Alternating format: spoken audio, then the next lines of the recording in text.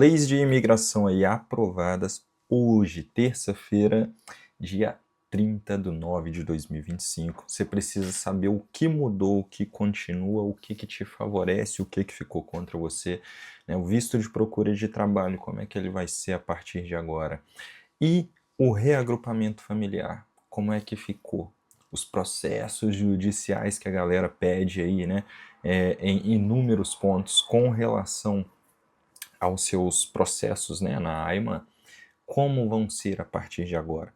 Eu vou te explicar no detalhe o que eu consegui apurar, né, a votação já aconteceu, a gente sabe que isso já foi aprovado, já passou, e vai agora para a sanção aí do presidente. E, ao que tudo indica, e também com declarações do próprio presidente, vai passar, vai assinar e o pau vai torar. Né? Então, o que tinha que rolar já rolou e você precisa ficar sabendo de tudo isso. Antes, vou pedir você para se inscrever aqui no canal, deixar o seu like, compartilhar aí com geral, né? Compartilhar com as pessoas que você sabe que pretende migrar aqui para Portugal de forma legal, de forma segura. E precisa entender todos esses pontos, né? Todas essas atualizações para não passar aí nenhum aperto, não passar nenhum perrengue e, é claro, vir de forma segura, não é mesmo? Uma dica que eu vou deixar aqui para você, né, por falar já de regularização, de legalização, aqui na descrição do vídeo tem um link muito importante para você que precisa fazer o seu NIF, o seu NIS, a sua conta bancária ou até mesmo o seu processo de visto, né, para você já chegar em Portugal com tudo regularizado. Basta você ir aqui na descrição, né, é um dos primeiros links que está aqui. Tem outros links interessantes também, mas fica aí a dica para você trocar uma ideia com o Carlos através do meu link. Você ganha aí um belo desconto para poder acessar aí esses serviços, beleza? Seguinte, as leis que foram aprovadas. Bora começar aqui a respeito do reagrupamento familiar, beleza? Para você entender aqui, é o seguinte, o prazo, né, que era tão temido aí por todos, que queria aumentar para 5, 7, 10 e não sei quantos anos, a questão do tempo de residência legal para a cidadania permanece, nada foi mexido, mas muita gente estava com medo ali da alteração do tempo para o processo, né, de reagrupamento familiar. Permanece em 2 anos. Algumas exceções, e aí quem faz parte, né, dessas exceções vai saber. São algumas exceções bem específicas que conseguem ali com menos tempo. Até mesmo através de processo, mas a gente fala de processo daqui a pouco. O reagrupamento vai permanecer 2 anos, e aí tem vários critérios, né, como por exemplo, no caso do casal, um homem está aqui em Portugal, ele tem que estar aqui há 2 anos, e ele, antes de vir a Portugal, o seu relacionamento de forma legal, né, de uma forma que seja aceita aqui em Portugal, tem que ser com 1 ano antes da sua vinda para Portugal. Ou seja, não é tipo, se casou agora, veio no mês que vem, passou 2 anos e pediu. Não. É 1 ano antes mesmo de embarcar para Portugal. Né? Ou seja, essas são algumas das regras mais evidentes, assim, né? E estando em Portugal 2 anos, consegue fazer essa solicitação. E aí também aquela galera, né, que meio que dá uma infiltrada ali na regra e permanece aqui em Portugal. Enfim, casos e casos, esses, né, em que a pessoa entrou de forma, vamos colocar aqui, né, o marido entrou de forma legal, a esposa de forma não legal, fora de status. Ainda assim teria que esperar esse período se for se legalizar através do reagrupamento.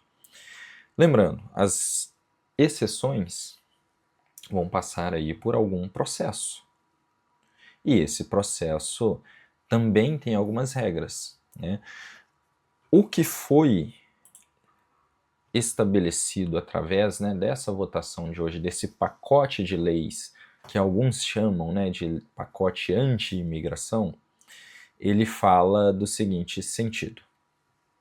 Os pedidos, via de regra, deveriam levar no máximo 9 meses. Os pedidos de reagrupamento, por exemplo.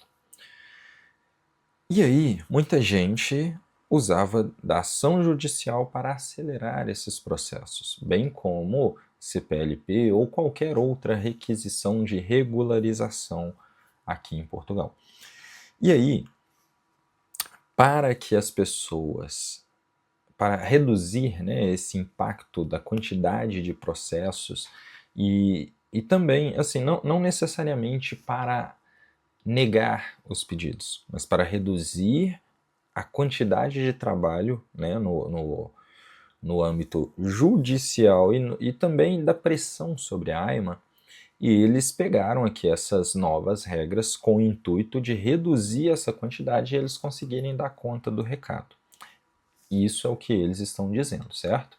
E nesse sentido, o que foi aprovado? Já que eles não poderiam simplesmente virar e falar, opa, a partir de agora ninguém mais pode entrar com processo. Para não falar isso, eles foram lá e fizeram o seguinte, aqui a gente vai nomear um profissional específico em que ele vai ter a autonomia para dizer se a AIMA tem que cumprir esse prazo ou se ela pode estender isso aí por mais tempo.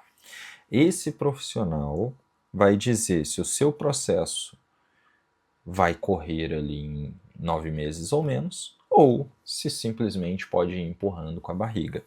E aí tem outras regras, né, que ainda não estão claras, mas que com o tempo serão publicadas, né, após ali a assinatura do presidente, né, tem algumas etapas para que isso entre em vigor, sabe?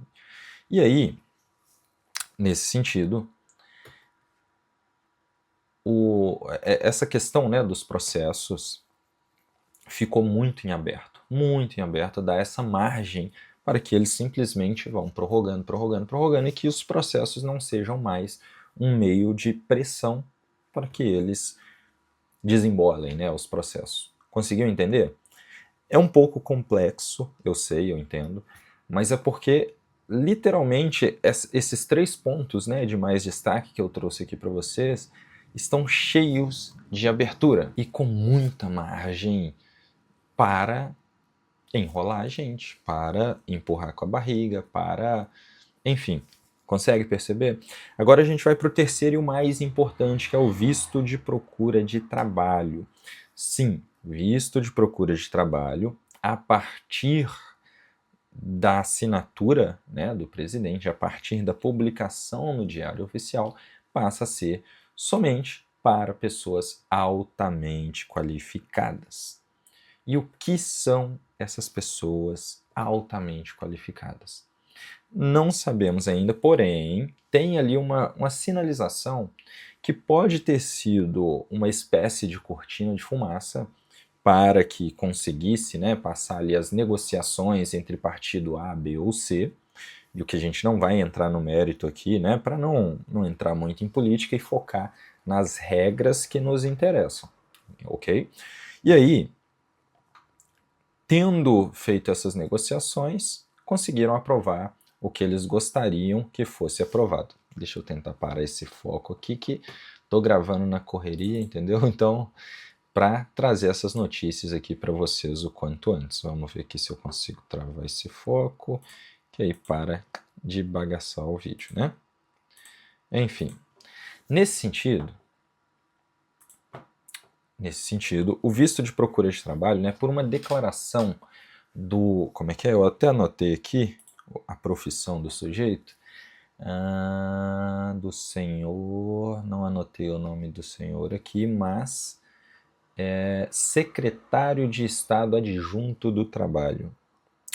Segundo uma afirmação dele, né, aí parafraseando aqui para ficar melhor para a gente entender, essa questão do altamente qualificado não é exclusivo de um diploma universitário, por exemplo, de pós-graduações, né, de uma lista específica de profissões, segundo uma declaração que ele deu recentemente.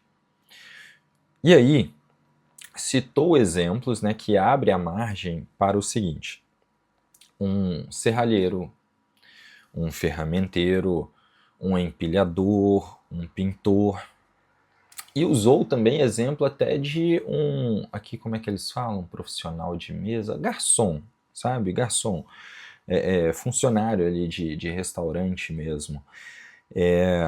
Nesse sentido, o que seria o altamente qualificado?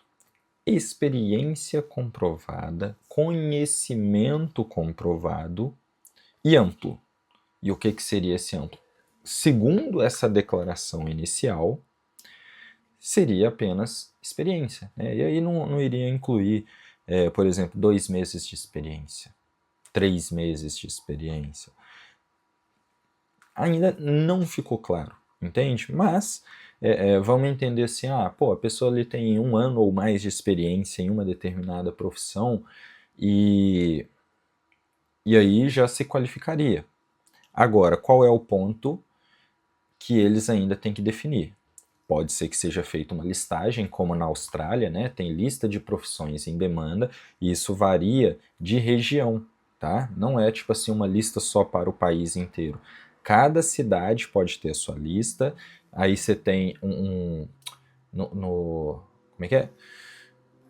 Num plano mais fechado, né? Cidade, aí você tem também estado e você tem o país inteiro. Você tem, né, uma listagem para o país todo, que é muito ampla, e as cidades vão fechando, né, isso ali para demanda regional mesmo. Aqui em Portugal, por exemplo, você tem mais fábricas em um determinado estado, você tem comércio voltado para hotelaria e restaurante em outros estados, em outras cidades, então isso é muito relativo. E quando é que a gente vai saber? Ainda está em aberto. Então a gente fica à mercê aí dessas determinações, dessas pontuações que ainda faltam, né? Mas é uma luz aí no fim do túnel para quem ainda não deu entrada no visto, de que, mesmo que você não tenha uma formação muito foda, ainda tem esperança para você. Entende? Então fica ligado aqui no canal, não se esquece de se inscrever, deixar o sininho ativo, porque tendo mais informação eu vou trazer aqui para você, vou filtrar, né, como eu fiz nesse vídeo, trazer aqui essas informações para que você fique por dentro de tudo e possa, né, aí seguir com o seu objetivo de vir para Portugal legalmente, de acordo aí com o seu planejamento, beleza? E você que pretende imigrar, que é aí assessoria de visto, documentação, conta no banco, já sabe, né? O link está aqui embaixo na descrição, você vai falar com o Carlos e vai falar que foi indicação do lendário, beleza? Tamo junto, é só o começo.